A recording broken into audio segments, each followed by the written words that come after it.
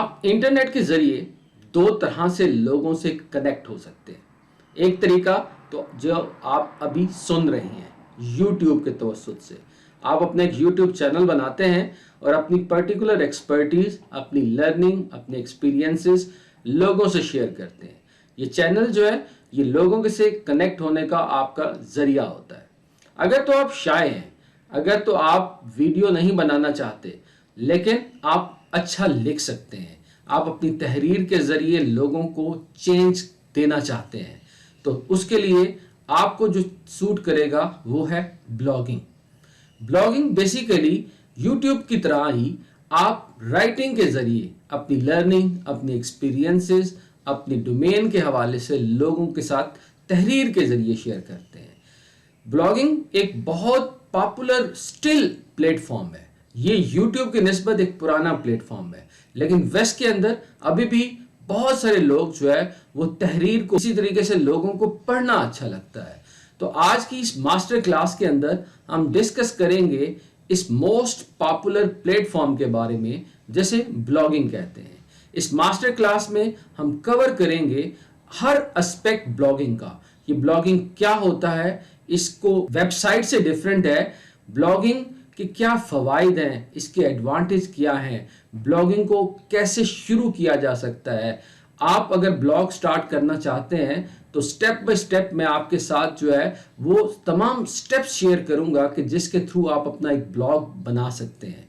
मैं ये जितनी भी वीडियोस बनाता हूँ, मेरी कोशिश होती है कि जिस टॉपिक पे भी बात करूँ वो किसी ना किसी तरीके से वो मैं पर्सनल एक्सपीरियंस करूँ।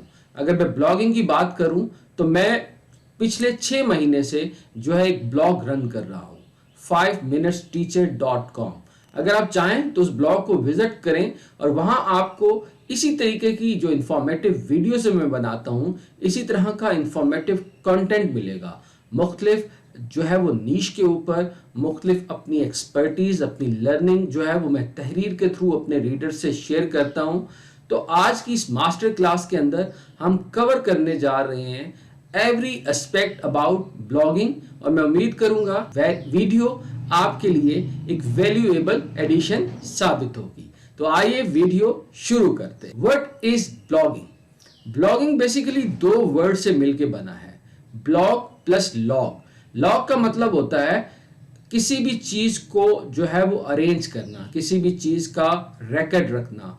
जिस तरीके से पुराने ज़मानों के अंदर लोग डायरी लिखना चाहते थे, लोग स्टिल अभी भी डायरी लिखते हैं, तो इसको आप बेसिकली डिजिटल डायरी कह सकते हैं, ऑनलाइन डायरी कह सकते हैं, जिसमें लोग अपनी पर्सनल एक्सपीरियंसेस को, अपनी लर्निंग को जो है वो ऑनलाइन और इंटरनेट के ज़रिए लिखते हैं। ब्लॉग के 2 मकासद हो सकते हैं, ये पर्सनल भी हो सकता है और इसको जो है वो आप कमर्शियल भी यूज़ कर सकते हैं, इससे आप इवन पैसे भी बना सकते हैं। इसमें आप करते क्या हैं कि आप जो चीज़ जो आपकी डोमेन होती है, जो आपकी एक्सपर्टीज होती है, आप उसके बारे में तहरीर लिखते हैं और लोग जो है वो इस तहरीर को पसंद करते हैं और इस तरीके से आपकी एक लॉयल कम्युनिटी डेवलप होती है। ब्लॉग के बेसिकली जो फीचर है, अगर हम बात करें कि एक ब्लॉग क्या हो सकता है, ब्लॉग के अंदर ये 2 से 3 चीज़ें ज़रूर होनी चाहिए। पहला तो ब्लॉग जो है ये रिवर्स क्रोनोलॉजिकल ऑर्डर के अंदर होता है।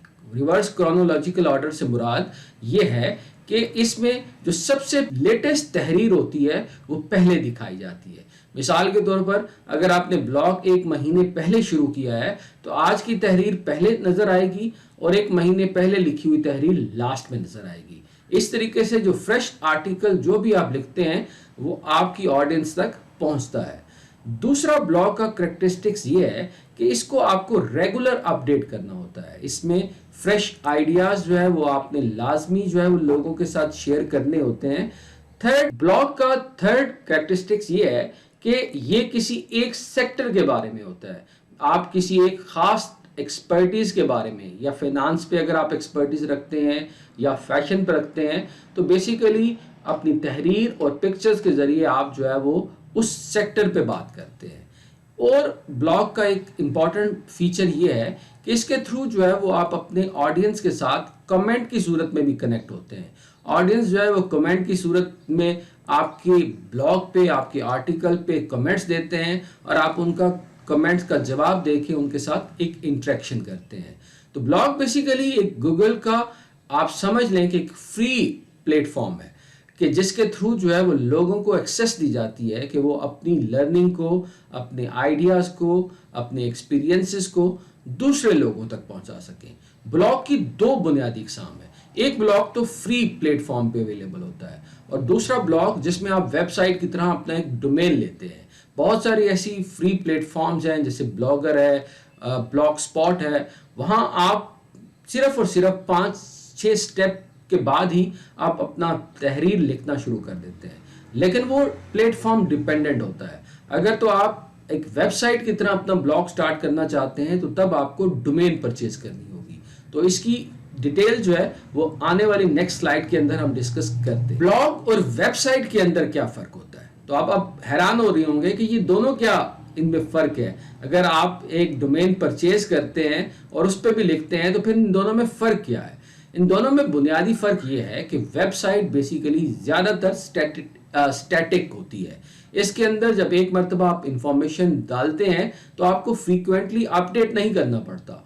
हाँ, छोटी मोटी चेंजिंग्स तो आप कर सकते हैं, लेकिन फ्रीक्वेंटली आपको रोज़ाना की बुनियाद पे उसके अंदर जो है वो तब्दील नहीं करना पड़ता। लेकिन ब्लॉग का ये खासा होता है कि इसको आपको फ्रीक्वेंटली अपडेट करना पड़ता है। आपको अपने ऑडियंस को फ्रेश आइडियाज़, लेटेस्ट आर्टिकल के थ्रू जो है वो इन्फॉर्म करना पड़ता है। तो ये बुनियादी फ़र्क है वेबसाइट और